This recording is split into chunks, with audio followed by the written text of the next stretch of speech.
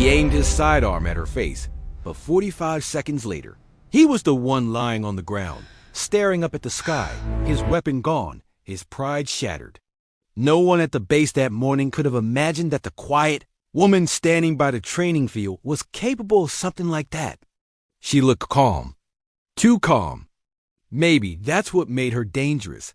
Asterisk, asterisk. What city are you watching from today? If this story resonated with you, hit subscribe for more real stories about extraordinary people. Asterisk, her name was Elena Hayes, a new transfer, or so they thought. The official papers said she was an administrative assistant assigned to logistics, nothing more. She wore no medals, no special insignia, no reason for anyone to think she was anyone important. But there was something in her eyes that made a few of the older soldiers uneasy, a kind of stillness that didn't belong to paperwork or filing cabinets. It belonged to battlefields. When she arrived, she didn't try to make friends. She kept to herself, did her tasks efficiently, never complained. But people notice what doesn't fit. They notice the way she moved, precise, balanced. They notice her reflexes when she caught a falling tray without even looking. And they notice how she avoided the shooting range, like she had no interest in weapons at all. That was what set off Officer Blake. Blake was one of those men who needed to be the loudest in every room, the kind who measured respect by volume and intimidation. To him, Elena was a mystery, and mysteries made him insecure. One afternoon during drills, he saw her walking past the training yard. He smirked, leaned over to his buddies, and said, "Watch this.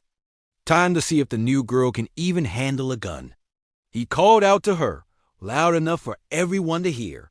"Hey, office lady, ever shot anything other than a stapler?" The men around him laughed. Elena stopped, turned slowly, and met his gaze. Her voice was calm, almost soft. Not recently. That only fueled his ego. He wanted to make her flinch. He pulled out his sidearm, safely unloaded, or so he told himself, and pointed it toward her boots. "Let's see your stance then. Come on, show me what you've got." The laughter grew louder. She hesitated for a moment, then took a step forward. In 45 seconds, everything changed. She moved like water, no wasted motion, no warning. One instant his hand was steady on the pistol, the next it was empty. The sound of metal hitting the dirt was followed by the thud of Blake's body as he landed flat on his back, his breath stolen, his pride bleeding out faster than any wound. She didn't even look angry, just disappointed. The crowd went silent. No one knew how to react. She placed his sidearm gently beside him, eyes cold and calm. "Never point a weapon at someone unless you're prepared to lose it," she said quietly. Then she walked away, leaving a circle of stunned soldiers staring at her retreating figure. That should have been the end of it. But it wasn't. Later that week, whispers spread through the base. Some said she was ex-Special Forces. Others said she was the reason an entire insurgent camp disappeared in a single night. But no one knew for sure. And she wasn't talking. Blake, humiliated, couldn't let it go. He started digging, asking questions, calling in favors, even trying to access restricted files. Every door slammed in his face.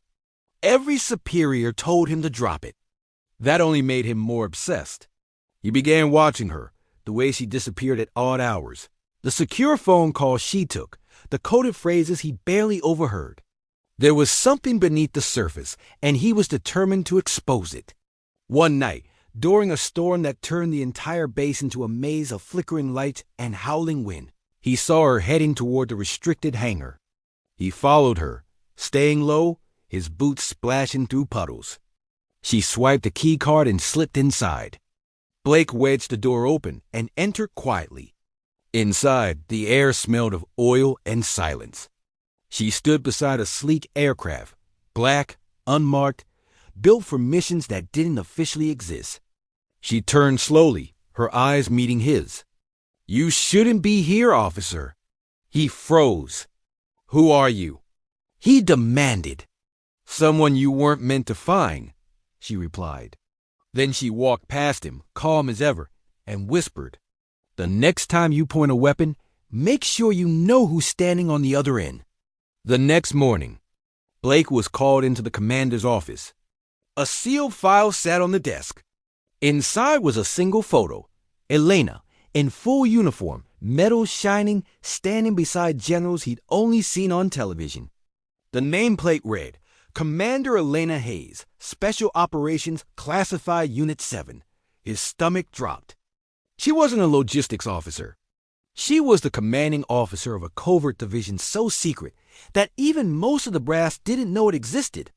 She had chosen to blend in, to observe, to test the discipline of the men under her, and he had failed. When she returned to the base that afternoon, everyone stood at attention. Blake avoided her eyes. She stopped in front of him, expression unreadable.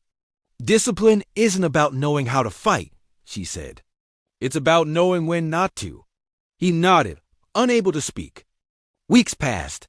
The story of what happened on the training field became legend. Some told it as a warning, others as a story of redemption. Blake changed after that day. The arrogance faded. He started listening more, speaking less. One night, as the sun dipped below the horizon, he found her sitting by the firing range. She was watching the target silently, her hands resting on her knees. He hesitated, then approached. "You were testing us, weren't you?" She gave a faint smile. "Every base needs to know what kind of people it's built on. Some crumble when challenged. Others grow." He nodded. "I guess I was one of the ones who needed to break first." She turned toward him, eyes soft now. "No, you just needed to learn that strength isn't loud. It's quiet. It's restraint. It's knowing when to put the gun down." There was a long silence between them, the kind that felt like understanding. Then she stood, brushed the dust off her pants, and said, "Good night, officer." After that, she disappeared. Officially, she was reassigned. Unofficially, no one knew where she went. But sometimes, when new recruits joined, an unmarked file appeared in the training manual, a report of the 45-second lesson. And written at the bottom, in her handwriting, were 6 words: "Respect is earned, not demanded." Blake never forgot those words. Years later, when he became a commander himself, he told the story to every class of recruits, not as a warning, but as a reminder that the uniform doesn't make the soldier. Character does. And somewhere out there, Elena Hayes was probably still watching, still testing, still teaching in silence. Because people like her didn't need recognition. They only needed results. He never saw her again, but he carried her lesson for the rest of his life. A 45-second moment that changed everything. What did this story make you feel? Where are you watching from? Subscribe to Soul Relief Stories for more real stories that heal the heart.